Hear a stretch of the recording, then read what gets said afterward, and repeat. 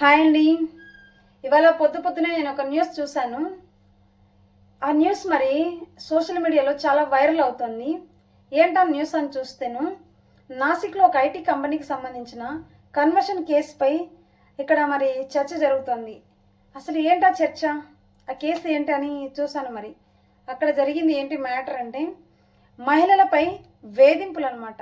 అలాగే మత మార్పిడి, బలవంతపు మత మార్పిడి, ఇలాంటి చర్చల గురించి న్యూస్.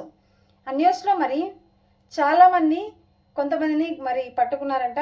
ఇంకా దానిపైన చర్చ మాత్రం జరుగుతుంది. ప్రజలు మాత్రం ఖచ్చితంగా అప్రమత్తంగా ఉండాలి.